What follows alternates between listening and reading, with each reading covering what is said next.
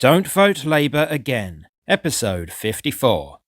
So look at my local area once again. Loughton is the major town in the Essex district of Epping Forest. It has 14 district councillors, 2 in each of its 7 wards, and 2 county councillors covering it. Under these plans, I hear it could mean Loughton has only 1 or 2 councillors representing it, excluding town councillors, and the same for the other Epping Forest towns.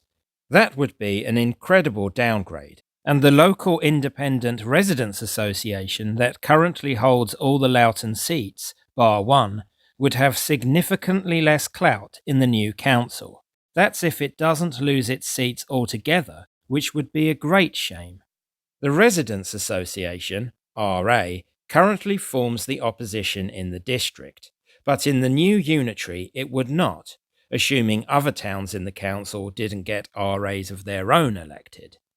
The same is true of Uttlesford, where an RA controls the district, and Castle Point, where a local independent party controls it.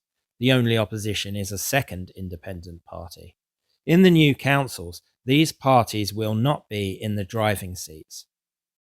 Does the government's plan necessarily mean elections should be cancelled? In fairness, whatever you think of the policy, it does not make sense to hold local elections until after the new arrangements are put in place.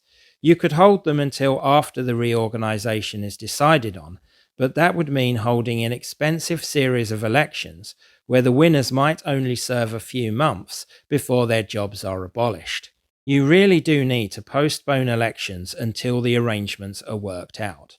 That said, it is interesting that Labour have chosen this moment to do it. They didn't when they first came in, and they haven't left it until more important issues are addressed. They have done it when it looks like they are going to get spanked in the next local elections. Nothing they say can escape that obvious fact. The poor optics are what is going to get through to voters, allowing Reform and all the other parties to paint Starmer as a banana republic dictator. Let's look at the first wave areas with respect to potential Reform gains.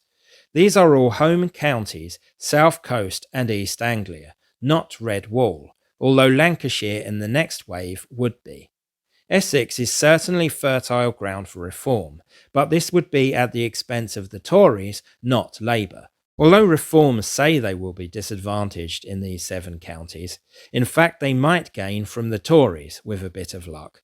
That said, it will be harder for them, because the fewer the seats, the easier it is for the big parties to campaign. The more seats there are, the thinner on the ground their manpower and promotional material is, leaving gaps for the small parties and independents to sneak through.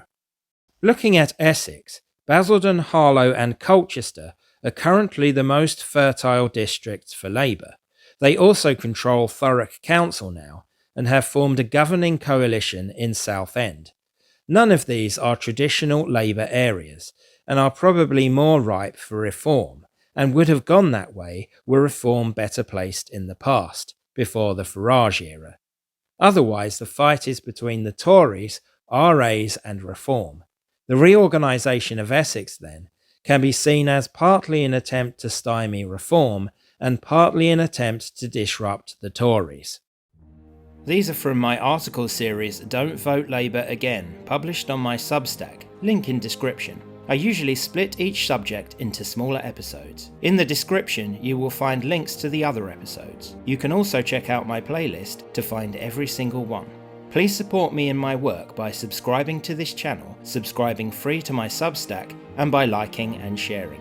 Thank you very much, and I'll see you again soon as we plumb the depths of this dreadful government.